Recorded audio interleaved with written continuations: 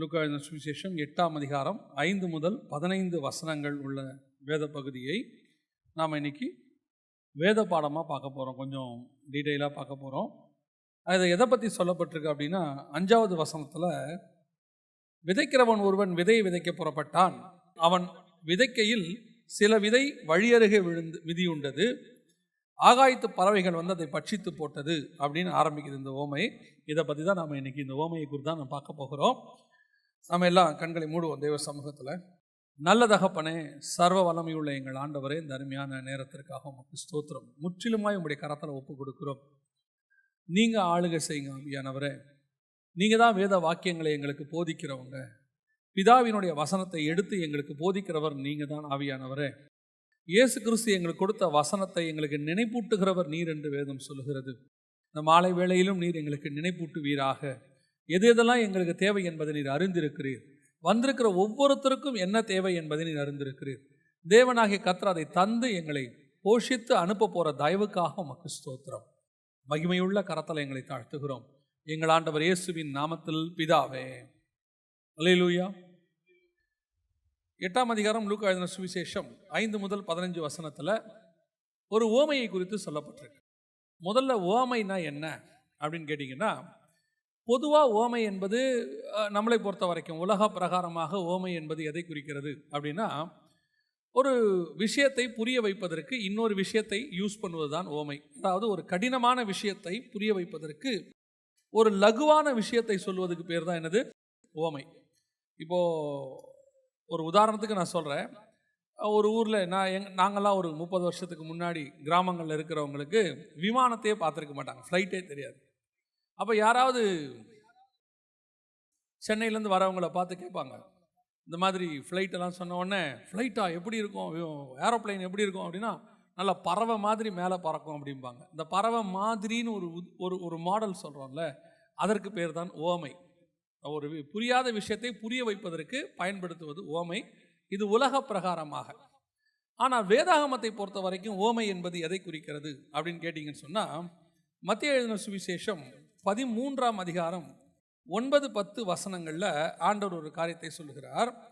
கேட்கிறதற்கு காது உள்ளவன் கேட்க கடவன் என்றார். அப்பொழுது சீஷர்கள் அவரிடத்தில் வந்து, ஏன் அவர்களோடு கூட ஓமைகளாக பேசுகிறீர் என்று கேட்டார்கள். 11வது வசனம், அவர்களுக்கு அவர் பிரதியுத்தரமாக, பரலோக ராஜ்யத்தின் ரகசியங்களை அறியும்படி உங்களுக்கு அருளப்பட்டது, அவர்களுக்கோ அருளப்படவில்லை. அப்படின்னா ஓமை என்பது எதை குறிக்கிறது அப்படின்னு கேட்டீங்கன்னு சொன்னால், பரலோக ராஜ்யத்தின் ரகசியங்களை குறிக்கிறது. உலக பிரகாரமாக பார்த்தா ஒரு ஈஸியாக விஷயத்தை புரிய வைக்கிறதுக்கான வேலை தான் ஓமை. அதான் கரெக்ட். இப்போ இயேசு கிறிஸ்துவும் அதுக்கு அப்படி தான் யூஸ் பண்ணுறாரு. அங்கே இருக்கிறவங்களுக்கு ஈஸியாக புரியறதுக்கு ஏற்ற மாதிரி பேசுகிறார்.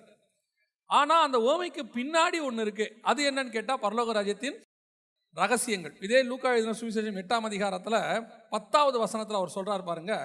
அதற்கு அவர், தேவனுடைய ராஜ்யத்தின் ரகசியங்களை அறியும்படி உங்களுக்கு அருளப்பட்டது, மற்றவர்களுக்கோ அவர்கள் கண்டும் காணாதவர்களாயும் கேட்டும் உணராதையும் இருக்கத்தக்கதாக அவைகள் ஓமைகளாக சொல்லப்படுகிறது.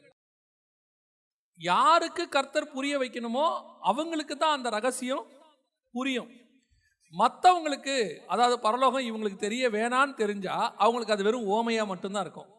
அது ஒரு கதையா, அது வெளிப்பட என்ன இருக்குதோ. இப்போ நாமளும் இந்த வேதத்தை வெறும் ஓமையாக படித்தோம்னா நாமளும் கண்டும் காணாதவர்கள் போல் லிஸ்ட்டில் தான் இருக்கிறோம். இதோடைய ரகசியத்தை நம்ம தெரிஞ்சுக்கிட்டோம்னா நாம் ரகசியங்கள் அருளப்பட்ட சந்ததியை மாறுகிறோம். எப்பவுமே திருச்சபையை பொறுத்த வரைக்கும் கர்த்தர் ரகசியங்களை சொல்லிக் கொடுக்கத்தான் விரும்புகிறார். பழைய ஏற்பாட்டுக்கும், அதாவது இஸ்ரவேல் ஜனங்களுக்கும் நமக்கு என்ன வித்தியாசம்? இஸ்ரவேல் ஜனங்களுக்கு மறைக்கப்பட்ட ரகசியங்கள் எல்லாம் உங்களுக்கும் எனக்கும் வெளியரங்கமாக்கப்பட்டது. இப்போ நீங்கள் இஸ்ரவேல் ஜனங்களை எடுத்துக்கிட்டிங்கன்னா, பஸ்கா ஆட்டுக்குட்டி தான் அவங்களுக்கு தெரியும், அவ்வளோதான். அவங்கள பொறுத்த வரைக்கும் அது பஸ்கா ஆட்டுக்குட்டி.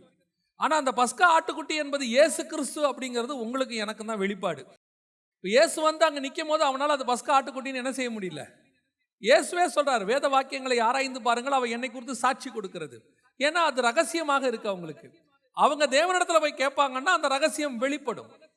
அப்போ அவர்களுக்கு அது மறைபொருளாக இருந்தது. ஒருவேளை அவர்கள் போய் சீஷர்கள் மாதிரி இயேசுகிட்ட கேட்குற மாதிரி அன்னைக்கு போய் ஆண்டவர்கிட்ட கேட்டிருந்தாங்கன்னா, தேவ சமூகத்தில் உட்கார்ந்து இருந்தாங்கன்னா, இல்லை நியாயசாஸ்திரிகள், வேதபாரகர், அன்னைக்கு உள்ள ஆசாரியர்கள் யார்கிட்ட போய் கேட்டிருந்தா அவங்களுக்கும் அது என்னவா இருக்கும்?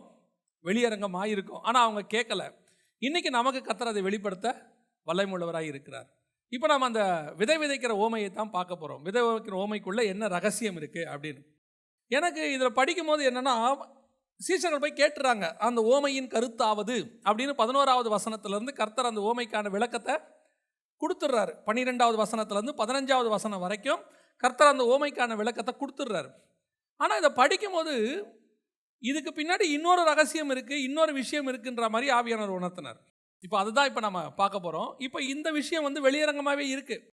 விதை விதைக்கிறவனுடைய ஓமை வந்து வெளியரங்கமாகவே இருக்குது. ஆனால் அதற்கு பின்னாடி இன்னொரு ரகசியம் இருக்குது. நம்ம என்ன நினைப்போம், இந்த செய்தின்னு சரி, நான் இந்த இடத்துல அந்த விதையை பற்றி பேசுகிறாரு, நல்ல நிலம் முள்ளுள்ள நிலம், இப்படி தான் நினைக்கிறோம். இது வெளியரங்கமாக சொல்லப்பட்டது. அவர்களையும் தாண்டி திருச்சபைக்கென்று ஆண்டவர் சில ரகசியங்களை இன்னும் அதில் வைத்திருக்கிறார். நான் எப்பவும் சொல்லுவேன், கர்த்தருடைய வசனம் வந்து பல டைமென்ஷனில் இருக்கும். அந்த டைமென்ஷன்ஸை போய் நீங்கள் உட்காந்து கேட்டிங்கன்னா ஒவ்வொருத்தருக்கும் கர்த்தர் ஒவ்வொரு விதமாக வெளிப்படுத்தி கொடுப்பார். அதனால தான் 2000 வருஷமாக இன்னும் பைபிள் வந்து நமக்கு புதுசாகவே இருக்குது. நேற்று ஒருத்தர் அழகான ஒரு வார்த்தை சொன்னார், நல்லா இருந்துச்சு. எந்த ஒரு புக்கையுமே ஒரு தடவை படிச்சுட்டு தூக்கி வச்சுருவோம், அதுக்கப்புறம் அந்த புக்கில் படிக்கிறதுக்கு ஒன்றும் இருக்காது. நல்ல புக்காக இருந்தால் 2 தடவை படிப்போம், மிஞ்சி போச்சுன்னா 3 தடவை படிப்போம். ஆனால் 2000 வருஷமாக ஒரு புக்கை ஒருத்தர் படிச்சுக்கிட்டே இருக்கிறோமே, நம்ம வாழ்நாளெல்லாம் 400 தடவை 500 தடவை. அதுதான் இந்த புக்கோடைய விசேஷமே. ஒவ்வொரு முறை படிக்கும் போதும் ஒவ்வொரு விஷயத்தை அது சொல்லிக் கொடுக்கும். ஒரு பாஸ்டர் என்கிட்ட சொன்னார், ஒரு தடவை நான் படிச்சுட்ட உடனே பைபிளை மாற்றிடுவேன்னாரு. ஏன் அப்படின்னு கேட்டேன். அந்த ஃபஸ்ட்டு டைம் படிக்கும் போது நிறைய அண்டர்லைன் பண்ணி நிறைய விஷயங்களை நம்ம நோட் பண்ணுவோம். செகண்ட் டைம் அதே பைபிளை படித்தோம்னா அதே காரியம் நமக்கு வெளிப்படும். அதுக்கு பதிலாக அதை வச்சுட்டு புது பைபிளில் படித்தா ஆண்டவர் நமக்கு பல புதிய காரியங்களை பேசுவதற்கு நல்லா இருக்கும் அப்படிம்பார். அதுவும் ஒரு வகை. அப்போ பாருங்கள், இந்த பைபிள் நமக்கு என்ன செஞ்சிகிட்டே இருக்குது, பேசிக்கிட்டே இருக்குது. அதுக்கு தான் சொல்கிறோம், இந்த பைபிளை நல்லா தியானிங்க தியானிங்க. நீங்கள் எவ்வளோ தான் சீரியல் பார்த்தாலும் வெளிப்பாடு கிடைக்காது. இல்லை, ஒரு சீரியலை எத்தனை தடவை பார்த்தாலும் என்ன கிடைக்காது, வெளிப்பாடே கிடைக்காது. அதுக்கு பதிலாக வாழ்க்கை தான் போர் அடிக்குது. அதுக்கு பதிலாக பைபிள் படிச்சுட்டே இருந்து பாருங்கள். அது எப்படிங்க பைபிள் படிச்சுட்டே இருக்க முடியும்? அது டேஸ்ட் பண்ணி பாருங்கள், உங்களால் அதுக்கப்புறம் அது கீழே வைக்கவே முடியாது. ஒரு ஊழியக்காரர் கையில் பைபிள் வச்சுட்டே இருப்பாராம், பாக்கெட்டில் சின்ன பைபிள். 5 நிமிஷம் டைம் கிடைச்சாலும் பிரித்து படிப்பாராம். என்ன காரணம்னு கேட்டால், அந்த 5 நிமிஷத்தில் கூட கர்த்தர் என் கூட பேசுவார்னு அவர் விசுவாசிக்கிறார். அல்லேலூயா. இன்றைக்கி நாம் அந்த விதை விதைக்கிறவனுடைய ஓமையை குறித்து நாம் பார்க்க போகிறோம். முதல்ல 4 வகையான நிலங்களை குறித்து ஆண்டவர் சொல்கிறார். இது ஒரு வேத பாடம், நான் ஏற்கனவே சொல்லிட்டேன், அதனால் கொஞ்சம் டீப்பாக போகலாம். 4 வகையான நிலங்கள் அப்படின்னு ஆண்டவர் சொல்கிறார். முதல்ல வழி அருகே ஒரு நிலம் இருக்குது, 2வது கற்பாறைன்னு இருக்குது, 3வது முள்ளுள்ள இடம், 4வது நல்ல நிலம். இந்த 4 வகையான நிலம் முதல்ல எப்படி வந்துச்சு? கர்த்தர் படைக்கும் போது பார்த்தீங்கன்னு சொன்னால் எல்லாமே நல்ல நிலம்தான். ஆண்டவர் முள்ளுள்ள இடங்களை உண்டாக்கவே இல்லை, அப்படி பைபிளில் சொல்லவே இல்லை. ஆண்டவர் வந்து வானத்தையும் பூமியையும் சிருஷ்டித்தாருன்னு இருக்கு. 1வது அதிகாரம் பண்ற 10வது வசனம் ஆதியாகமத்தில், தண்ணீரெல்லாம் ஒரு இடத்தில் சேர கடவுது, வெட்டாந்தரை உண்டாக கடவுது. இந்த வெட்டாந்தரையில் கர்த்தர் என்ன பண்ணிட்டாரு? புல் மரம் செடி கொடி எல்லாத்தையும் முளைக்க பண்ணிட்டார். முளைக்க பண்ண பிறகு வசனம் சொல்லுது, கர்த்தர் அதை நல்லது என்று கண்டார். அப்போ ஆதாமை ஆண்டவர் படைச்சு கொடுத்த இந்த பூமியானது நல்லா தான் இருந்துச்சு, அதில் எந்த விதமான மாற்று கருத்துமே இல்லை. ஆண்டவர் கொடுத்தது எல்லாமே நல்ல நிலம்தான். எப்போ ஆதாம் பாவம் செஞ்சாரோ அப்போதான் ஆண்டவர் ஆதாமை பார்த்து சொல்றாரு, இது உனக்கு இனிமேல் முள்ளும் குறுக்கும் பிறப்பிக்கும். இப்போதான் லேண்டு மாறுது. ஃபஸ்ட்டு கர்த்தர் படைக்கும் போது அது நல்ல லேண்டு தான். இப்போதான் கர்த்தர் சொல்றாரு, இது உனக்கு என்ன செய்யும்? முள்ளும் குறுக்கும் பிறப்பிக்கும். இப்போ ஆதாமை பார்த்து ஆண்டவர் சொல்றாரு, நீ போய் முதல்ல என்ன பண்ணு, நீ எடுக்கப்பட்ட மண்ணை பண்படுத்து. ஃபஸ்ட்டு சொல்லும் போது சொன்னார், பாவம் செய்யறதுக்கு முன்னாடி தோட்டத்தை பண்படுத்தவும் அப்படின்னு இருக்கு, தோட்டத்தை சரி பண்ணு அப்படின்னாரு. இப்போ சொன்னார், முதல்ல நீ எடுக்கப்பட்ட மண்ணை என்ன பண்ணு, சரி பண்ணு. அதோட அர்த்தம் என்னன்னா, இப்போ உன் நிமித்தம் பூமி சபிக்கப்பட்டுருச்சு. ஆண்டவர் சொல்றார் ஆதாமை பார்த்து, உன் நிமித்தம் பூமி சபிக்கப்பட்டது அப்படிங்கிறார். இப்போ சபிக்கப்பட்ட பூமியை போய் இப்போ நீ ஃபஸ்ட்டு என்ன பண்ணு, சரி பண்ணு. அதுக்கப்புறமா எங்க வரலாம்? தோட்டத்துக்குள்ள வரலாம். ஃபஸ்ட்டு நீ எதை பண்ணு? சபிக்கப்பட்ட பூமியை சரி பண்ணு. இப்போ ஆதாம் போய் என்ன பண்ணியிருக்கணும்? ஆதாம் கொடுத்த வேலை என்ன? போய் பூமியை சரி பண்ணுறது. அப்போ ஆதாம் போய் என்ன பண்ணியிருக்கணும்? பூமியை சரி பண்ணியிருக்கணும். ஆனால் நடந்தது என்ன தெரியுமா? ஆதாம் பூமியை சரி பண்ணவில்லை. ஏன் அப்படி சொல்கிறோம் அப்படின்னா, இப்போ இயேசு வரும்போது பூமியை பார்த்தா பூமி எப்படி இருக்குது? 4 வகையான நிலமா மாறி இருக்குது. ஆண்டவர் ஆதாம்கிட்ட கொடுக்கும்போது பூமி 2 வகையாக தான் இருந்துச்சு. ஃபர்ஸ்ட் கொடுக்கும்போது ஒரே வகை நல்ல நிலமா இருந்துச்சு. பாவம் செஞ்ச பிறகு பூமி எப்படி ஆயிருச்சு? 2 வகை. ஒன்று முள்ளுள்ள இடங்களும் குறுக்கும், 2வது நல்ல நிலம். ஆனால் இப்போ பூமி ஆண்டவர் வரும்போது எப்படி இருக்குது? 4 வகையாக மாறிடுச்சு. முள்ளும் குறுக்கும், கற்பாறை, வழி அருகே, அதுக்கு பிறகு ஆமாம். இப்படி மாறின உடனே ஆண்டவர் வரும்போது பார்க்குறாரு, ஆதாம்கிட்ட ஏற்கனவே எல்லாத்தையும் நல்லா தான் பண்ண சொன்னோம், இப்போ எப்படி மாறி இருக்குது? 4 மாறி இருக்குது. ஆனால் கர்த்தருடைய வசனம் எல்லாருக்கும் ஒன்று தான், அத்தனை பேருக்கும் ஒன்று தான். அதனால தான் ஆண்டவர் வசனத்தில் சொல்லுவார், நல்லோர் மேலும் தீயோர் மேலும் பெய்யும் மழை. அப்போ என்ன அர்த்தம்? ஆண்டவருடைய மழை எல்லாருக்கும் காமன், எல்லாருக்கும் ஒன்று தான். அது எங்கே விழுதுங்கிறத பொறுத்து தான் பிரச்சனையே. அந்த மாதிரி இந்த இடத்துல பார்த்தீங்கன்னு சொன்னால், கர்த்தருடைய வசனத்தை ஆண்டவர் எல்லா நிலத்திலையும் தான் போடுறாரு. விதையில் பிரச்சனை இல்லை, வசனத்தில் பிரச்சனை இல்லை. ஆனால் அந்த வசனத்தை வாங்குற நிலத்தில் தான் பிரச்சனை இருக்குது. ஆதாமுங்கிட்ட சொல்லி லேண்டை சரி பண்ண சொன்னால், ஆதாம் சரி பண்ணாததுனால லேண்ட் எப்படி இருக்குது? 4 வகையாக இருக்குது. இன்னைக்கும் சபைகள் இந்த மாதிரி 4 வகைக்குள்ளே தான் இருக்கும். சபைகள் எப்படி இருக்கும்? 4 வகைக்குள்ளே தான் இருக்கும். சபைன்னா நாம தான். நீங்கள் உடனே டினாமினேஷனையோ அல்லது உடனே எந்த ஒரு ஸ்தாபனத்தையோ நினச்சிடாதீங்க. சபைக்குள்ளே இருக்கிற நாம தான். என்ன கேட்டால், ஒரே சபைக்குள்ளேயே 4 வகையான நிலம் உள்ள உட்காந்துருக்கும். விசுவாசியிலே எப்படி இருக்கும்? 4 வகையான விசுவாசியும் இருக்கும். அதே நேரத்தில் சபையும் எப்படி இருக்கும்? இந்த மாதிரி 4 வகையான சபையும் இருக்கும். சில சபைகள் வசனத்தை நன்றாக வாங்கி கொள்ளுகிற சபைகள் இருக்கிறது. சில சபைகள் முள்ளுள்ள இடங்களில் விழுந்த மாதிரி கொஞ்ச நாள் இருந்துட்டு நெருக்க போகுது. இப்போ நம்ம அதை பற்றி தான் கொஞ்சம் டீட்டெயிலாக பார்க்க போகிறோம். இதுக்கு பின்னாடி இதை வாசிக்கும் போது எனக்கு ஆண்டவர் வேறொரு காரியத்தை இதிலிருந்து வெளிப்படுத்தி கொடுத்தார். அதை தான் நாம் இன்னைக்கு அதோடு சேர்த்து பார்க்க போகிறோம். முதலாவதாக லூக்கா எழுதின சுவிசேஷம் 8ஆம் அதிகாரம் 5வது வசனம். விதைக்கிறவன் ஒருவன் விதையை விதைக்க புறப்பட்டான். அவன் விதைக்கையில் சில விதை வழி அருகே விழுந்து மிதியுண்டது. ஆகாயத்து பறவைகள் வந்து அதை பட்சித்து போட்டது. முதலாவதாக வழி அருகே விதைக்கப்பட்டதான சில விதை அல்லது வழி அருகே விழுந்ததான விதை. ஒரு பக்கம் நான் சைமல்டேனியஸாக 2 விஷயத்தை சொல்லிக்கிட்டே வரேன், நீங்கள் கவனிங்க. அப்போ தான் உங்களுக்கு 2 காரியத்தை நீங்கள் என்ன செய்ய முடியும்? தியானிக்க முடியும். ஒன்று, வழி அருகே விதைக்கப்பட்டது அப்படிங்கிறதுக்கு இயேசுவே அதுக்கு என்ன செய்யறாருன்னா ஒரு பதில் சொல்றாரு. 12வது வசனத்தை வாசிங்க. வழி அருகே விதைக்கப்பட்டவர்கள் வசனத்தை கேட்கிறவர்களாய் இருக்கிறார்கள். அவர்கள் விசுவாசித்து ரட்சிக்கப்படாதபடிக்கு பிசாசானவன் வந்து அவ்வசனத்தை அவர்கள் இருதயத்திலிருந்து எடுத்து போடுகிறான். அவ்வசனத்தை அவர்கள் இருதயத்திலிருந்து எடுத்து போடுகிறான் அப்படின்னு இருக்கு. அப்ப அந்த வழி அருகே விதைக்கப்பட்டவங்க யாருன்னு கேட்டீங்கன்னு சொன்னா ஒரு வகையான விசுவாசி. அவங்க வசனத்தை கேட்குறாங்க, வசனம் கேட்கப்படுது. ஆனால் பிசாசு வந்து என்ன பண்ணிடுறானா, அந்த வசனத்தை எடுத்து போட்டுறானா, அவங்க அந்த வசனத்தை விசுவாசிக்காதபடிக்கு செஞ்சிடறானா. இதை நீங்கள் சாதாரணமாக இப்படி எடுத்துக்கலாம், அது ஒரு வகை உண்டு, சபைக்குள்ளே இருக்கு. அதே நேரத்தில் இந்த வழி அருகே விதைக்கப்பட்டது பிசாசு எடுத்து போட்டது, இதுக்கான ஒரு ப்ரூஃப் என்ன அப்படின்னு கேட்டிங்கன்னு சொன்னால், ஒரு வெளிப்பாடு என்ன அப்படின்னு கேட்டிங்கன்னா, இந்த வழி அருகே விதைக்கப்பட்டது யாரு, எது வழி அருகே விதைக்கப்பட்டது அப்படின்னு கேட்டிங்கன்னு சொன்னால், பைபிளில் 2-3 பிரமாணம் இருக்கு. ஆதாம் முதல் கொண்டு மோசே வரைக்கும் உள்ளதுக்கு பேர் மனசாட்சி பிரமாணம். அது வரைக்கும் எந்த பிரமாணமும் கிடையாது, மனசாட்சி தான் பிரமாணம். மோசேயிலிருந்து இயேசு கிறிஸ்து வரைக்கும் நியாய பிரமாணம். இயேசு கிறிஸ்துவிலிருந்து இப்போ நம்ம இருக்கிறோம், இயேசு கிறிஸ்துவிலிருந்து சபை எடுத்துக்கொள்ளப்படுகிற வரைக்கும் சுயாதீன பிரமாணம், அப்படி இல்லைன்னா கிருபையின் பிரமாணம்னு சொல்லலாம். இதுக்கப்புறம் இன்னொரு பிரமாணம் இருக்கு, 1000 வருட அரசாட்சி பிரமாணம் ஒன்று இருக்கு, இயேசுடைய 1000 வருஷ அரசாட்சி பிரமாணம். இந்த 4 பிரமாணத்திலையும் 4 வகையான பிரமாணங்கள் உண்டு. அதாவது இந்த 4த்துலேயும் 4 வகையான பிரமாணங்கள் உண்டு. இப்போ பைபிள்னு சொல்லலாம், ஓல்ட் டெஸ்ட்மெண்ட், நியூ டெஸ்ட்மெண்ட் மாதிரி 4 டெஸ்ட்மெண்ட். உங்களுக்கு புரியறதுக்காக சொல்கிறேன், 4 ஏற்பாடு இருக்கு. இப்போ முதலாவது இந்த இடத்துல வழி அருகே விதைக்கப்பட்டது, இதில் எந்த பிரமாணத்தை குறிக்குது அப்படின்னு கேட்டிங்கன்னு சொன்னால், வசனம் தெளிவாக இருக்கு. அது வழி அருகே தான் விதைக்கப்பட்டது, பிசாசானவன் வந்து எடுத்துகிட்டு போயிட்டான்னு இருக்கு. வழி அருகே கொடுக்கப்பட்ட பிரமாணம் எது அப்படின்னு கேட்டிங்கன்னா, இஸ்ரவேலர்கள் எகிப்திலிருந்து புறப்பட்டு கானானுக்கு போகிற வழியில் அவர்களுக்கு ஒரு பிரமாணம் கொடுக்கப்பட்டது. போகிற வழியில் அவங்களுக்கு என்ன செய்யப்பட்டது? ஒரு பிரமாணம் கொடுக்கப்பட்டது.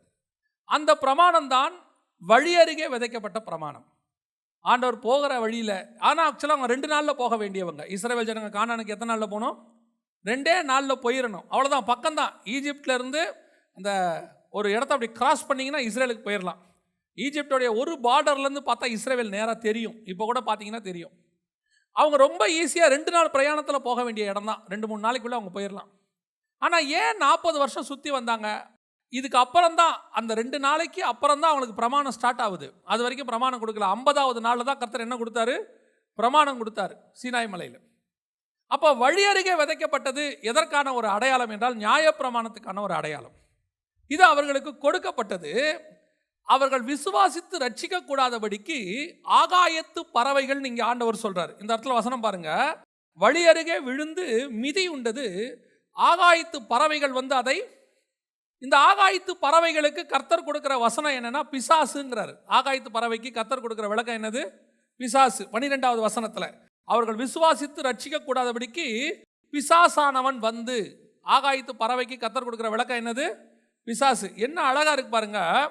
15ஆம் அதிகாரம் ஆதியாகமத்தின் புஸ்தகத்தில் ஒரு காரியத்தை ஆதாமுக்கு ஆண்டவர் சொல்றார் பலிபீடத்திலிருந்து.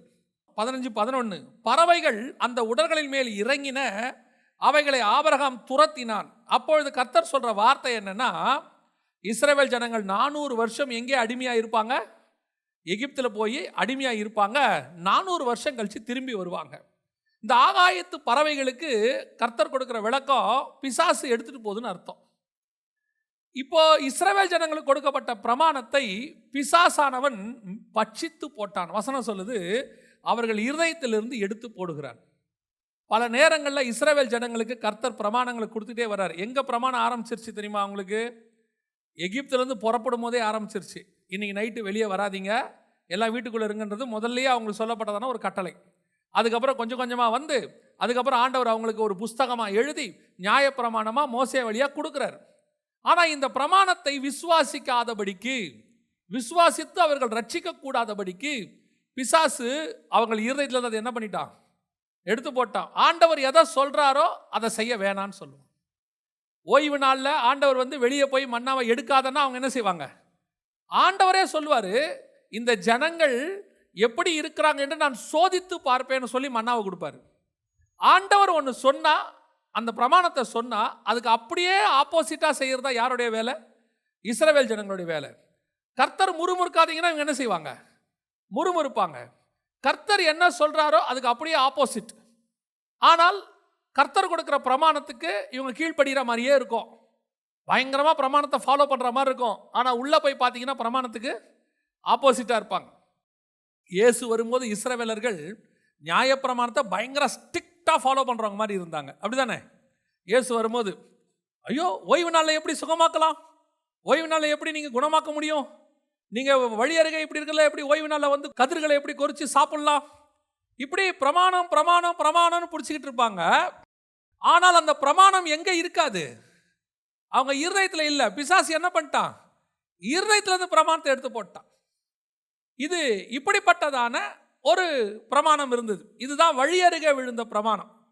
அவங்க எகிப்திலிருந்து இஸ்ரவேலுக்கு போகும்போது கொடுக்கப்பட்டதான வழி அருகே கொடுக்கப்பட்ட பிரமாணம். இதை பிசாசு அங்கேயே அவங்க இருதயத்திலிருந்து எடுக்கிறதுக்கு முயற்சி பண்ணிட்டா. எடுத்தாச்சு பல நேரங்களில். 10 கட்டளையே அவங்க மீறிடுவாங்க பாருங்க. 10 கட்டளையே என்ன செஞ்சிருவாங்க? மீறிடுவாங்க. விபச்சாரம் பண்ணாதனா என்ன செய்வான்? விபச்சாரம் பண்ணுவான். அந்த இடத்துல எதிர்த்து நிற்காதன்னா எதிர்த்து நிற்பான். திருடாதன்னு சொன்னால் போய் கொள்ளையடிச்சிட்டு வர நாட்டிலேருந்து என்ன செஞ்சிருவான்? ஆண்டவர் எல்லாத்தையும் எரிச்சு போடணும், எதாவது கொண்டு திருட்டி கொண்டு போய் வச்சுப்பான்.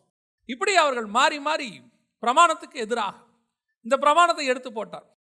இன்னைக்கும் இதே மாதிரி நியாய பிரமாணக்காரர்கள் கொஞ்சம் பேர் சர்ச்சில் இருக்கிறாங்க. அதுதான் இன்னைக்கு பிரச்சனையே. இவங்களுக்கு பிரமாணம் கொடுப்போம். இப்போ நம்ம கொடுக்க நியாய பிரமாணம் இல்லை, இந்த கிருபையின் பிரமாணத்தையே இந்த 4 வகையாக ஃபாலோ பண்ணுற குரூப் ஒன்று இருக்கு. அதில் ஒரு குரூப்புக்கு என்னதான் கொடுத்தாலும் பிசாசு என்ன பண்ணிடுறான்? அதை எடுத்து போட்டுறான்.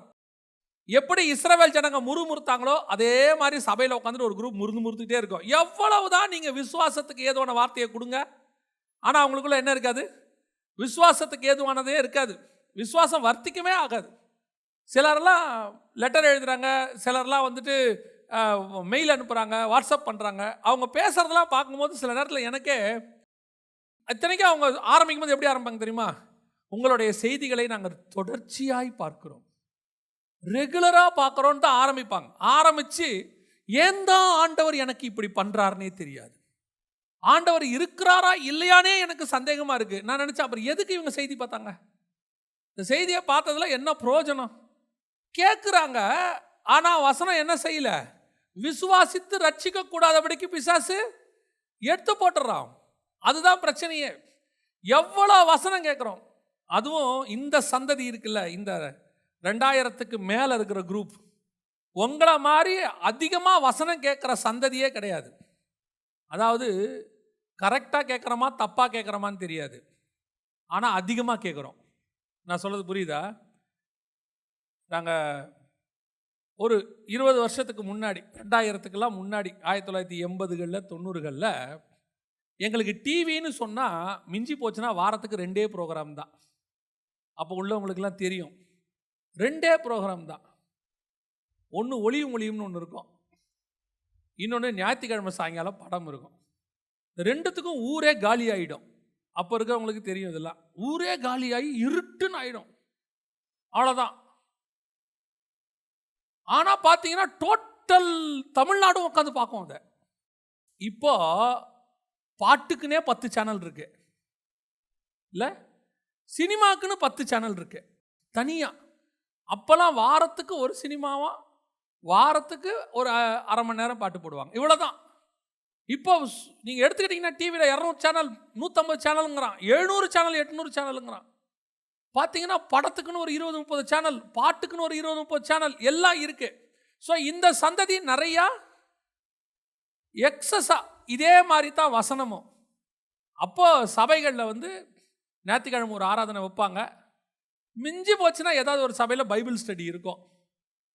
இதை தவிர்த்து இவங்களுக்கு வசனம்னு சொன்னால் ஏதாவது கன்வென்ஷன் வருஷத்துக்கு ஒரு தடவை பீச்சில் நடக்கும். இப்போ அப்படி இல்லை பாருங்க. யூடியூப்பை திறந்தா ஒரு 5000 சேனல் இருக்கு. அப்படி நமக்கு என்ன மெசேஜ் வேணும், ஞாயிற்றுக்கிழமை ஆராதனை அப்படின்னா ஒரு 30 ஆராதனை நமக்கு வரிசையாக வருது. இங்கிலீஷ், தமிழ், ஹிந்தி, கன்னடம், எந்த லாங்குவேஜில் வேணால் இப்போ நீங்கள் பார்த்துக்கலாம்.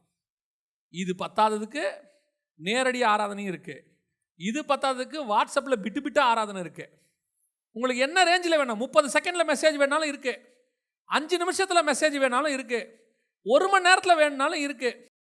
இது இல்லாமல் வாட்ஸ்அப்பில் மெசேஜ், நீ விசுவாசியாக இருந்தால் பகரவும் அப்படின்னு ஒரு மெசேஜ், அதில் ஒரு, அப்புறம் டெய்லி காலையில் வாக்குத்தத்த வசனம்.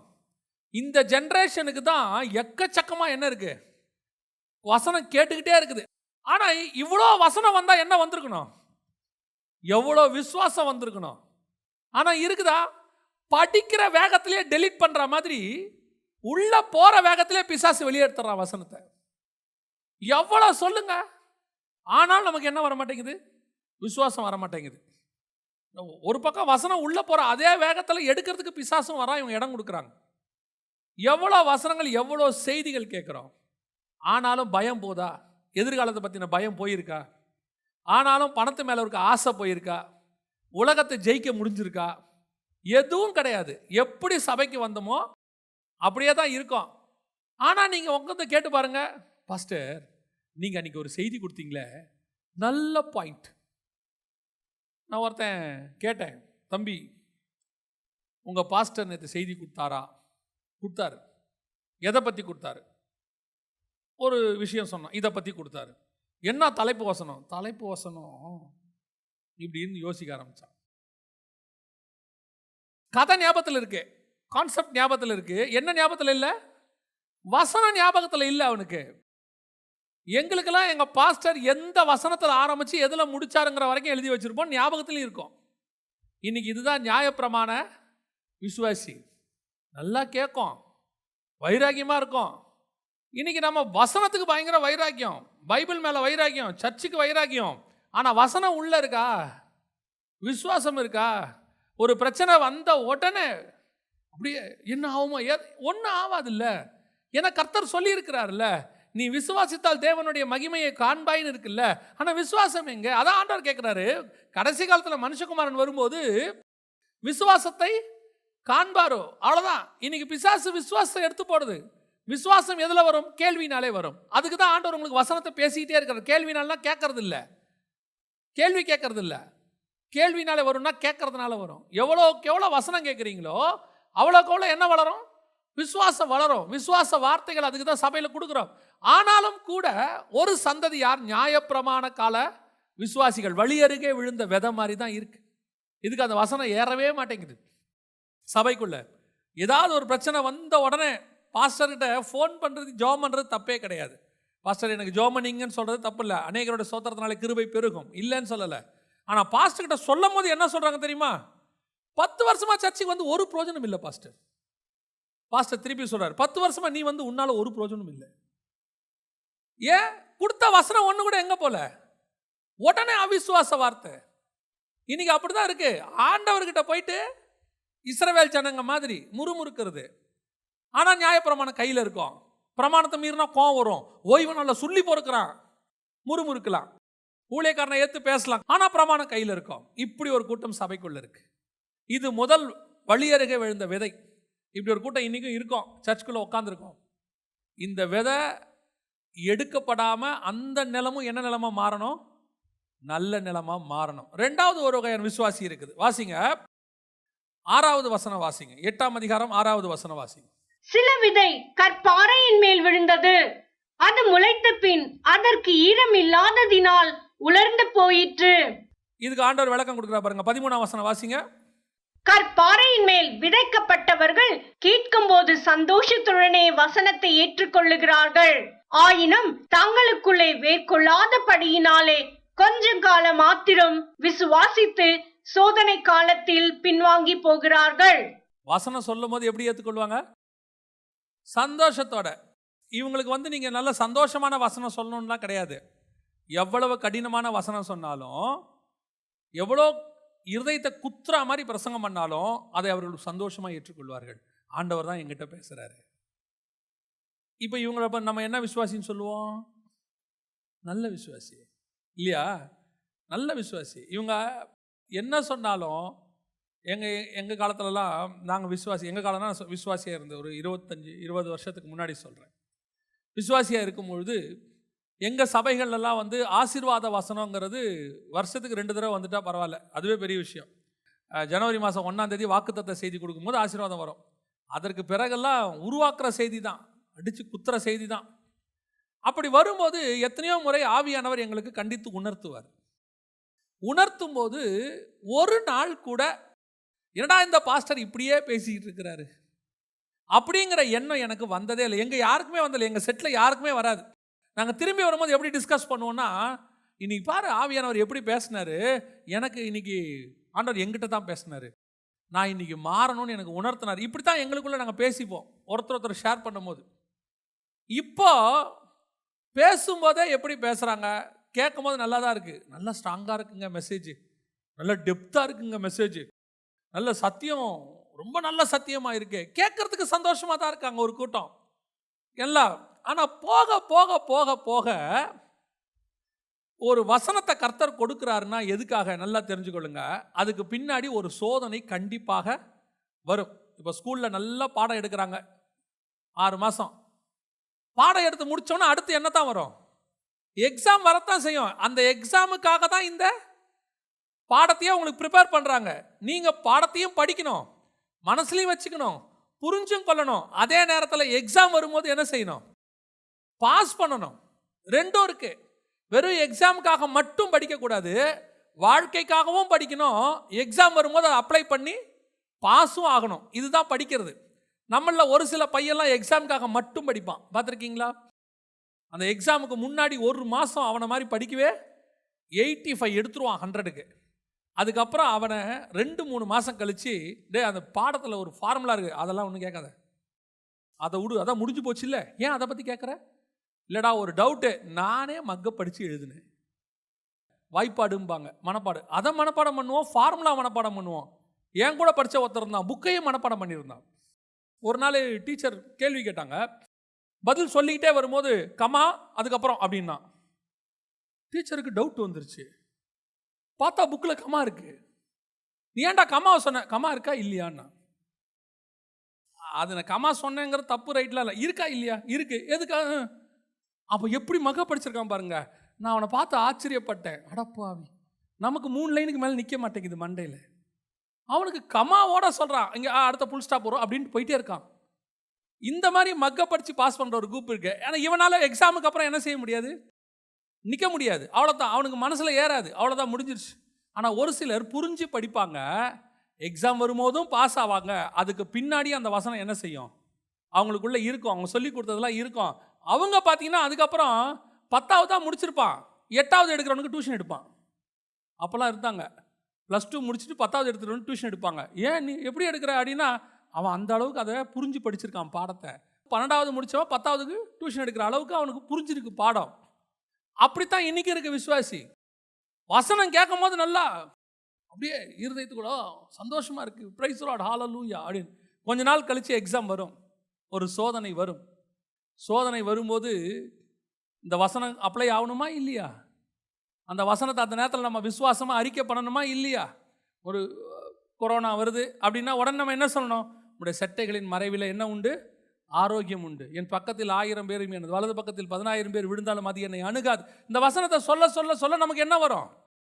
ஒரு விசுவாசம் வரும். இப்போ நமக்கு இந்த வசனம் இருக்கணுமே.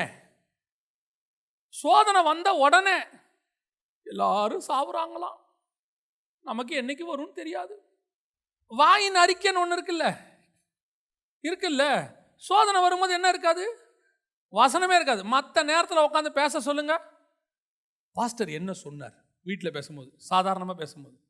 அதுவும் இந்த வாரம் ஆராதனை முடிச்சுட்டு வீட்டுக்கு போன உடனே நல்ல மெசேஜாக இருந்துச்சுன்னா 2 வாரத்துக்கு அதை தான் அவன் அப்ளை பண்ணுவான் வீட்டில். சவுண்டு போடாத அப்படின்னு பாஸ்டர் சொல்லியிருந்தா கணவர் சொல்லுவார், பாஸ்டர் சொன்னாரா இல்லையா? சவுண்டு போடாதான்னு உடனே அந்த அம்மா சொல்லும், அவர் உங்களையும் சொன்னார்ல சண்டை போடாதேன்னு. அப்போ வசனம் எப்படி கிரியை செஞ்சிருக்கே? நல்லா கிரியை செஞ்சிருக்கே. ஆனால் அவங்க வீட்டில் பார்த்தீங்கன்னா ஒரு 3 மாதம் கழிச்சு அடித்தடியில் வந்து நிற்கும், பஞ்சாயத்தில் வந்து நிற்கும், பாஸ்டர்கிட்ட நிற்பாங்க. பாஸ்டர் சொல்லுவார், ஒரு 3 மாதத்துக்கு முன்னாடி ஒரு மெசேஜ் எடுத்தேன். என்னது? 2 பேருமே அந்த மெசேஜை கேட்காத மாதிரியே உட்காந்துருப்பாங்க. சொன்னீங்க பாஸ்டர், ஆனாலும் இவர். அப்போ அந்த வசனம் சோதனை காலத்தில் என்ன செய்யலை? வேலை செய்யலை. இன்னைக்கு அப்படி ஒரு கூட்டமும் சபையில் இருக்கு. இந்த கற்பாறை போல விசுவாசி கேட்கறதோட சரி, ஆனால் சந்தோஷமாக கேட்பாங்க, துக்கமாலாம் கேட்க மாட்டாங்க. 1.5 மணி நேரம் பேசினாலும் உட்காந்து கேட்பாங்க. திருப்பி கேட்பாங்க, பாஸ்டர் ஏதாவது ஸ்பெஷல் மெசேஜ் இருக்குதா? நாங்கள் வர்றோம். ஏன்? ரொம்ப நல்லா இருக்கு பாஸ்டர். அப்ளை பண்ணீங்களா லைஃப்பில்? சோதனை வரும்போது அதை நீங்கள் செஞ்சுருக்கீங்களா? ஏன்? வசனம் கேட்குறான், ஆனால் என்ன இல்லை, உள்ள போல. இவன் சோதனை வரும்போது நிற்க முடியாது. வசனத்தை சந்தோஷமாக கேட்பான். ஒரு கூட்டம் இன்றைக்கும் சபையில் இருக்கே, எப்போனாலும் வசனம்னா பாஸ்டர் ஓகே பாஸ்டர் நாங்கள் வந்துடுறோம். வர்றது நான் தப்பாக சொல்லலை. அந்த வசனம் சோதனை வர போகிறதுன்றதுக்கு ஆண்டவர் முன்னாடியே உங்களுக்கு தரார். அதை நீங்கள் உள்ளுக்குள்ளே தக்க வச்சிருக்கணும். அந்த காலம் வரும்போது விசுவாச அறிக்கை பண்ணணும். அந்த வசனத்தை வச்சு அதை மேற்கொள்ளணும். அதுக்கு தான் ஆண்டவர் வசனம் கொடுக்குறாரு. சில கற்பாறைகள் இருக்கு. இதில் சொல்லப்பட்டது. இதனுடைய வெளிப்பாடு என்னன்னா, எப்படி வழியருகே விழுந்தது நியாயப்பிரமாணமோ, கற்பாறை என்பது எந்த காலத்துக்குரியது அப்படின்னு கேட்டிங்கன்னா ஆயுதவரச அரசாட்சிக்குரியது. 2ஆம் அதிகாரம் தானியேல் புஸ்தகத்தில் இயேசு கிறிஸ்துனுடைய ஆயுதவரச அரசாட்சியை பற்றி என்ன சொல்லப்படுது அப்படின்னு கேட்டிங்கன்னு சொன்னால், அந்த ராஜாக்களின் நாட்களிலே பரலோகத்தின் தேவன் என்றென்றைக்கும் அழியாத ஒரு ராஜ்யத்தை எழும்ப பண்ணுவார். அந்த ராஜ்யம் வேறு ஜனத்துக்கு விடப்படுவதில்லை. ஒரு கல் கையால் பெயர்க்கப்படாமல் மலையிலிருந்து பெயர்ந்து உருண்டு வந்து இரும்பையும் வெண்கலத்தையும் களிமண்ணையும் வெள்ளியையும் பொன்னையும் நொறுக்கினதை நீர் கண்டீரே. அப்படியே அது அந்த ராஜ்யங்களை எல்லாம் நொறுக்கி நிர்மூலமாக்கி தானோ என்றென்றைக்கும் நிற்கும். இந்த கல் எதை குறிக்குதுன்னா இயேசு கிறிஸ்துவின் சாம்ராஜ்யம், ஆயுதவரச அரசாட்சி. இந்த இயேசு கிறிஸ்துவின் ஆயுதவரச அரசாட்சியை பொறுத்த வரைக்கும் நம்ம எல்லாரும் என்ன கேள்விப்பட்டிருக்கோம் அப்படின்னா, மில்லேனியம் வந்து அற்புதம், சூப்பர், நல்லா இருக்கும். அந்த காலத்தில் பாவம் இருக்காது, எல்லாம் உண்மை, அதில் எந்த மாற்று கருத்தும் இல்லை. ஓனாய் ஆட்டுக்குட்டியோடு கூட மேயும் இல்லை, எல்லாம் இருக்கு. 1000 வருஷ அரசாட்சியை பற்றி சூப்பராக இருக்கு. ஆனால் 1000 வருஷ அரசாட்சியும் அதுலேயும் ஒரு பிரச்சனை ஒன்று இருக்கு. என்னன்னு கேட்டிங்கன்னா, இந்த கல் ராஜ்யம் என்பது 1000 வருஷ அரசாட்சின்னு பார்க்குறோம். அந்த காலத்தில் ஒரு பிரமாணம் இருக்கு. அது நியாய பிரமாணம் கிடையாது, இப்போ இருக்கிற சுயாதீன பிரமாணம் கிடையாது, ஏற்கனவே இருந்த மனசாட்சி பிரமாணமும் கிடையாது.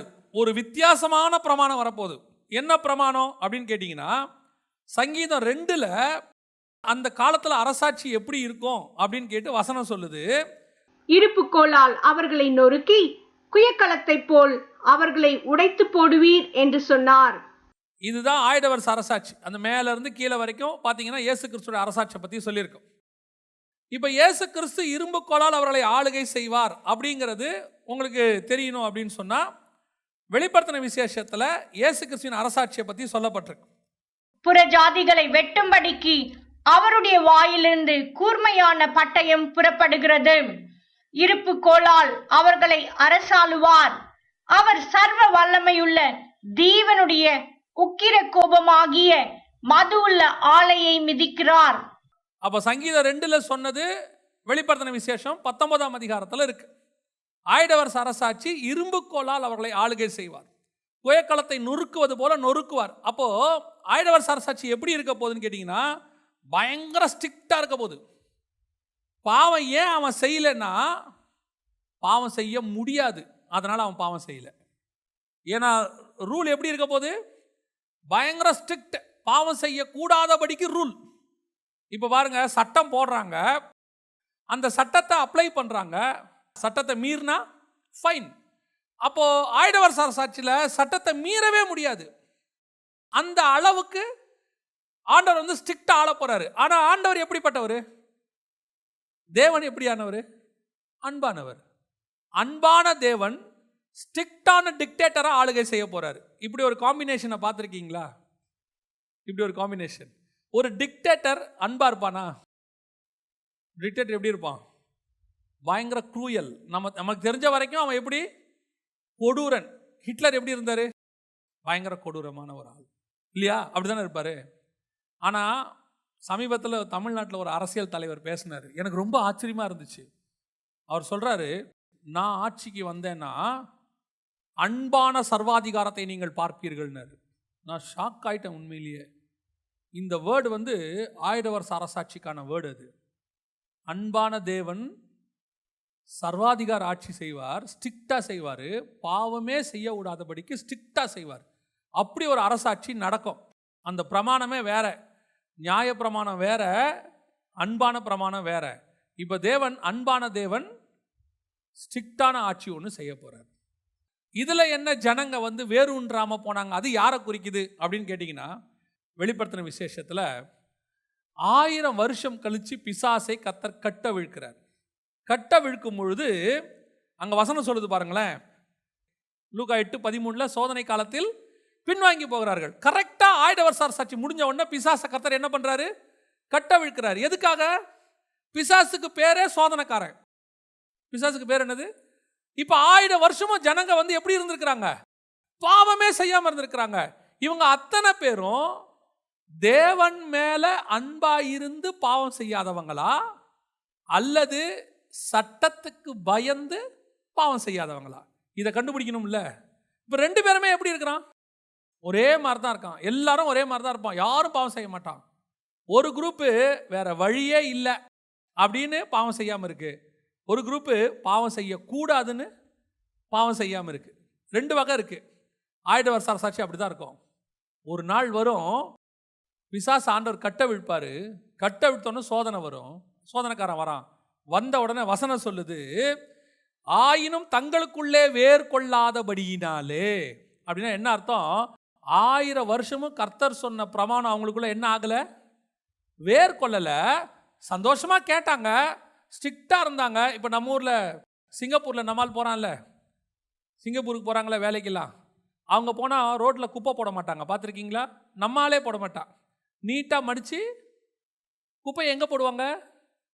டஸ்ட்பினில் போடுவாங்க. நம்ம ஊருக்கு வருவாங்கல்ல 3 நாள் டஸ்ட்பினில் தான் போடுவாங்க. நம்மளையே சொல்லுவாங்க, என்ன இப்படி கீழே போடுறீங்க குப்பையை. 4வது நாள் அவனே போடுவான். முதல் 2 நாள் நம்ம ஊருக்கு வந்தோன்னே, என்ன ஊர் ஒரே டஸ்ட்டாக இருக்கு, சிங்கப்பூர் எப்படி இருக்கும் தெரியுமோ, ரோடு கொஞ்சம் மேடு பள்ளமாக இருந்தால், என்ன ரோடு இப்படி மேடு பள்ளமாக இருக்கு, சிங்கப்பூர்லாம் ரோடு எப்படி இருக்குன்னு தெரியுமா. அதுக்கப்புறம் நம்மால் கூட அவன் சேர்ந்தான்னு வச்சுக்கோங்க. அப்புறம் கேட்பான், இல்லை என்ன இன்னைக்கு ரோடு ரொம்ப சுத்தமாக இருக்கு, என்னாச்சு க்ளீன் பண்ணியிருக்காங்களோ அப்படிமா, ஆச்சரியமா. ஸோ இத்தனை நாள் அவன் சிங்கப்பூருக்குள்ள எப்படி இருந்திருக்கான், லாக்கு பயந்து கரெக்டாக இருந்திருக்கான். நம்ம ஊருக்கு வந்த உடனே ஆட்டோமேட்டிக்காக. ஆனால் ஒரு குரூப்பு எங்கே இருந்தாலும் அவன் என்ன பண்ணுவான், குப்பையை குப்பை தொட்டில் தான் போடுவான். ஏன்னா அவன் சிங்கப்பூர் சென்னைன்ற கணக்கு அவனுக்கு இல்லை, குப்பை போடக்கூடாது அதான் அவன் கணக்கு.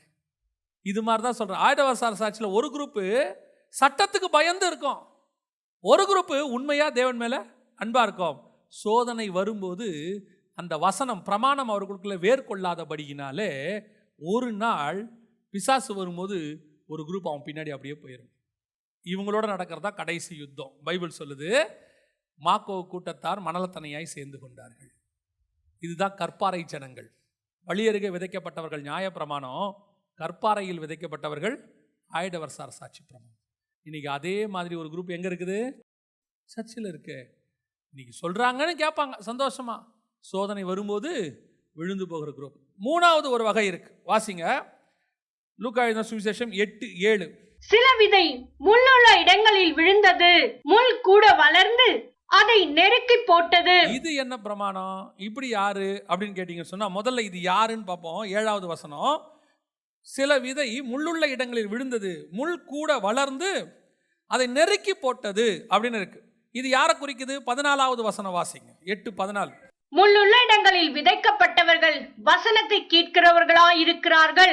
கேட்டவுடனே போய் பிரபஞ்சத்திற்குரிய கவலைகளினாலும் ஐஸ்வர்யத்தினாலும் சிற்றின்பங்களினாலும் நெருக்கப்பட்டு பலன் கொடாதிருக்கிறார்கள்.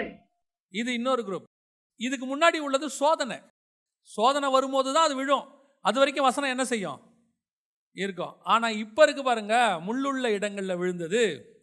இது என்ன பிரச்சனை அப்படின்னா, இதுக்கு சோதனைலாம் இல்லை, இது அப்படியே உலகத்தை பார்க்கும். சபையில் கேட்பாங்க, அப்படியே வெளியே போனோன்னு உலகத்தையும் பார்ப்பாங்க. சபையில் இருக்கும்போது வசனம் நல்லா கேட்பாங்க, ஆனால் உலகத்துக்கு போன உடனே அது மாதிரி வாழணும்னு நினைப்பாங்க. சிலர் 2லையும் கரெக்டாக மெயின்டைன் பண்ணணும்பா, பார்த்துருக்கீங்களா? அங்கேயும் உலகத்தில் இருக்கும்போது கரெக்டாக உலகமாக இருக்கணும், சபைக்கு வரும்போது பரிசுத்தமாக இருக்கணும். எப்படி, இங்கே வரும்போது ஆராதனையில் பாட்டும் பாடிக்கணும், அங்கே போகும்போது அவங்களுடைய இதில் ஏதாவது பார்ட்டி கீட்டி நடக்குதுன்னா அந்த பாட்டியும் பாடிக்கணும்.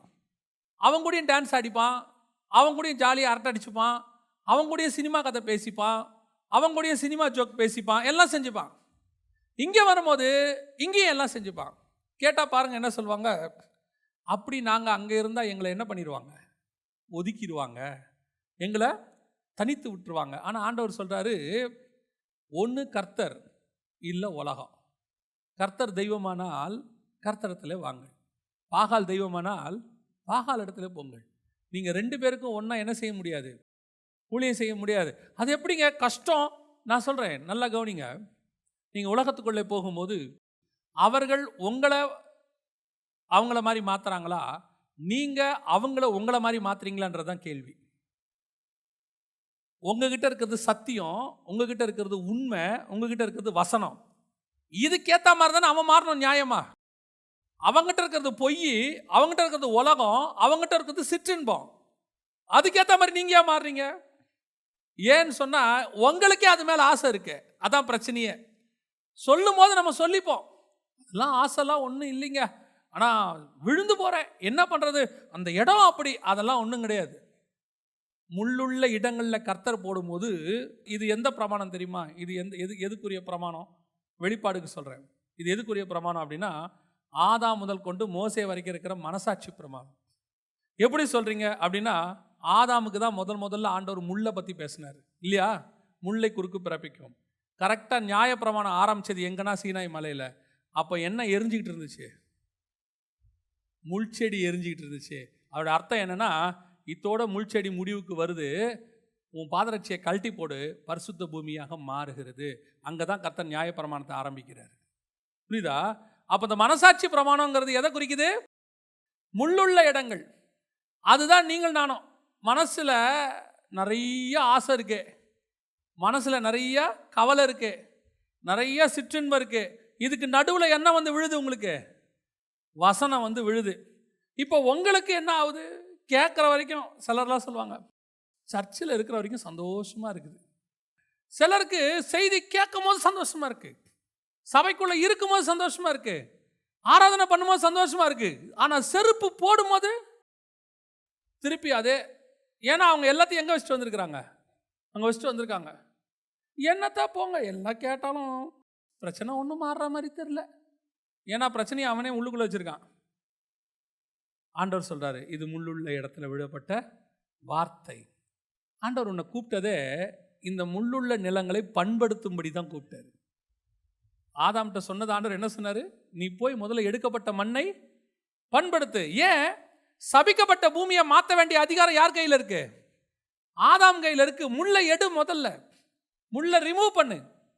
உங்களுக்கு தெரியுமா, ஆதாம் மட்டும் கர்த்தர் சொன்னபடி நிலங்களை பண்படுத்தி இருந்தானா, இயேசு வரும்போது எல்லா நிலமும் நல்ல நிலமாக இருந்திருக்கும். எல்லா நிலமும் நல்ல நிலமாக இருந்திருக்கும். இன்னைக்கு சபைக்குள்ளேயும் இப்படி ஒரு குரூப் இருக்கு, முள்ளுள்ள நிலம், மனசாட்சி பிரமாணம். அவங்க மனசாட்சிக்குள்ள என்ன நடக்கிறாங்களோ அவ்வளோதான். நீங்கள் என்ன சொன்னாலும் கேட்காது. சில ஆட்கள்லாம் சோகத்தோடு வராங்க, ஏதோ பிரச்சனைன்னு வந்து பேசுகிறாங்க. எவ்வளோ சொன்னாலும் அந்த பிரச்சனையிலேருந்து அவங்க விடுதலையே ஆக மாட்டேங்கிறாங்க. அவங்க எனக்கே சில நேரத்தில் வருத்தமாக இருக்கு. அவ்வளோ பேசியும் அவங்கள கன்வின்ஸே பண்ண முடியாது. இல்லை பாஸ்டர், என் வாழ்க்கை அவ்வளோதான், முடிஞ்சிருச்சு அப்படின்னு வெறும் சோகத்தை மட்டும் சொல்லலை. அது பாவமாக இருக்கும், சிற்றின்பாங்க. அப்படி தான் வசனம் சொல்லுது பாருங்களேன். வசனம் சொல்லுது, கவலையினாலும் ஐஸ்வர்யத்தினாலும் சிற்றின்பங்களினாலும் நெருக்கப்பட்டு உலக பிரகாரமான எல்லாத்தையும் யோசித்து யோசித்து யோசிச்சு எதிர்காலம் என்ன ஆகும், பிள்ளைகள் எதிர்காலம் என்ன ஆகும், ஒரு சிலருக்குலாம் பேர பிள்ளைகள் என்ன ஆவாங்க. அவங்க சிலர் ஒரு அம்மா சொன்னாங்க, பாஸ்டர் என் பையனுக்கு சரியான வேலை இல்லை, அதனால் என் பேர பிள்ளைகள் பேரில் ஆளுக்கு 10 லட்சம் போடலான்னு இருக்கிறேன். பேர பிள்ளைகளுக்கு நான் நினச்சேன், இந்த அம்மாவுக்கு நம்ம பேர பிள்ளையாவது இருந்திருக்கலாமே, இல்லை 10 லட்சம் போட்டு வைக்க போகிறேங்கிறாங்க. அப்போ அந்த அம்மா கவலை எத்தனை இடத்துல இருக்கு? பேர பிள்ளைகள் வரைக்கும் போயிடுச்சு. இப்போ இந்த அம்மாக்கிட்ட நீங்கள் எவ்வளோ வசனம் போடுங்க, நாளைய தினத்தை குறித்து கவலைப்படாத. கரெக்ட் தான் பாஸ்டர், எங்கே இன்வெஸ்ட் பண்ணலாம் நீங்கள் நினைக்கிறீங்க? அடுத்த கேள்வி அவங்க அதான் கேட்பாங்க. அடுத்த கேள்வி அதான் கேட்பாங்க. எவ்வளோ வசனம் போட்டாலும் எதிர்காலத்தை பற்றின பயம், சில சிற்றின்பம், சில காரியங்கள், இது வசனத்தை உங்களுக்குள்ளே தியானிக்க விடாதபடிக்கு. ஒரு வாலிப சகோதரன் கேட்டான், எல்லாம் இருக்குனே, ஆனால் என்னால் சிந்தனை என்ன செய்ய முடியல, மேற்கொள்ள முடியல. எதனால அப்படின்னா, சிற்றின்பம் நிறையா இருக்குது, சிந்தனை மோசம் நிறையா இருக்குது, வசனம் அவனுக்குள்ள கொஞ்சமாக இருக்குது. பெரிய ஹாலில், ரொம்ப பெரிய ஹால், இப்போ இந்த ஹால் இருக்குது, இந்த மூலையில் ஒரு ஃபேன் போட்டால் அங்கே இருக்கிற ஒரு காற்று வருமா? வராது, இல்லை? இப்போ இன்னும் கொஞ்சம் 2 ஃபேனாக போட்டால் பாதி பேருக்கு வரும். அப்போது 4 ஃபேன் போட்டோம்னா ஃபுல்லாக காற்று வந்துடும். அதே மாதிரி தான் நம்முடைய இருதயத்துக்குள்ளே எது நிறையா இருக்குதோ அது ஆளுகை செய்யும். வசனத்தை நிறைய உட்கொள்ள இந்த முள் எல்லாம், ஏன்னா வசனம் அக்கினி, பரிசுத்த ஆவியானவருது, அந்த முச்செடியை அது சுட்டெரித்து போடும். ஆண்டவர் சொல்லுவார், இனி உனக்கு செருப்பு தேவைப்படாது. ஏன்? முள் இருந்தால் தானே செருப்பே தேவை. ஆதாம படைக்கும்போது கர்த்தர் செருப்போடைய படைச்சாரு, ஏன்னா முள் இல்லை. ஏன் செருப்பு வந்துச்சு? முள் வந்ததுனால. இப்போ மோசே மேலே வந்தோன்னா முள் என்ன ஆகுது? எரியுது. கர்த்தர் சொல்றாரு, செருப்பை கழட்டு. ஏன்? இனிமேட்டு முள் உன்னை குத்தாதுன்னு அர்த்தம். அல்லேலூயா. அப்போ உனக்குள்ள வசனம் அதிகமாக என்ன செய்யாது? முள் நெருக்காது, முள் குத்தாது, உனக்கு செருப்பு தேவைப்படாது. வசனம் உன்னை பரிசுத்தமாய் பாதுகாத்து. அல்லேலூயா. இது 3வது பிரமாணம், மனசாட்சி பிரமாணம். கடைசியாய் ஒன்று இருக்கு, 8வது வசனம் வாசிங்க. சில விதை நல்ல நிலத்தில் விழுந்தது, அது முளைத்து 100 பலன் கொடுத்தது என்றார். இது நல்ல நிலம். இது எதை குறிக்குது? 4 பிரமாணம் இருக்கு. ஒன்று மனசாட்சி பிரமாணம், ஆதாம் முதல் கொண்டு முட்செடி வரைக்கும் அது முள்ளுள்ள இடம். 2வது மோசேயிலிருந்து இயேசு கிறிஸ்து வரைக்கும் அது வழியருகே விதைக்கப்பட்டது, நியாய பிரமாணம். 3வது கற்பாறை, கல்லுனால ஆன சாம்ராஜ்யம், இயேசு கிறிஸ்துவின் 1000 வருஷ அரசாட்சி, அது சோதனையும் வரும் முடியும் போது 4வது நல்ல நிலம். இது எது தெரியுமா? இதுதான் சுயாதீன பிரமாணம். ஏன் இது நல்ல நிலம் அப்படின்னு கேட்டா, இந்த நிலத்துல இருந்த முள்ளு கிள்ளு எல்லாத்தையும் எடுத்து கர்த்தர் தன்னுடைய தலைமையில் அந்த முள்ளை எடுத்துக்கொண்டார். அல்லேலூயா. ஆதாமுக்கு காலுக்கு கீழே இருந்த முள்ளை இயேசு தலைக்கு மேலே எடுத்து மேலே வச்சுக்கிட்டார். இனிமேட்டு அந்த முள்ளு உன் காலுக்கு கீழே வராது. 2வது வழி அருகே இருந்த அத்திமரம் சபிக்கப்பட்ட அத்திமரமா இருந்துச்சு. ஒரு நாள் கர்த்தர் பார்த்தாரு, வழி அருகே இருந்த அத்திமரத்தை எடுத்து திராட்சை தோட்டத்தில் நட்டார்னு இருக்கு. இப்போ அத்திமரம் எங்க வந்துருச்சு? நல்ல நிலத்துக்கு வந்துருச்சு. இந்த நல்ல நிலம் என்பது சபை காலத்தை குறிக்கிறது, நம்ம குறிக்குது. இங்கேயும் ஆண்டவர் என்ன போடுறாரு? இப்போ உங்களுக்கு விதையை போடுறாரு. இதை பத்தி என்ன சொல்றாரு? வாசிங்க 15வது வசனம். நல்ல நிலத்தில் விதைக்கப்பட்டவர்கள் வசனத்தை கேட்டு அதை உண்மையும் நன்மையுமான இருதயத்திலே காத்து பொறுமையுடனே பலன் கொடுக்கிறவர்களாயிருக்கிறார்கள். 4 விஷயம் அதுல இருக்கு. 1, உண்மையும் நன்மையுமான இருதயம். ஃபர்ஸ்ட் நல்ல நிலம்னா எது தெரியுமா? உண்மையும் நன்மையுமான இருதயம். முதல்ல நமக்கு என்ன இருக்கணும்? உண்மை இருக்கணும். சபைக்கு வந்து உங்களுக்கு சொல்லிக் கொடுக்குற மிக முக்கியமான விஷயம் என்னன்னு கேட்டால், உண்மையும் உத்தமுள்ள இருதயம். அதான் ஆண்டவர் இருக்கிறார். நம்மகிட்ட உண்மை இருக்குதா? இந்த வசனத்துக்காகவாது நீங்கள் என்னவா இருக்கணும்? உண்மையாக இருக்கணும். பாருங்க, ஒரு ஆர்கனைசேஷனில் நீங்கள் வேலை செய்கிறீங்க.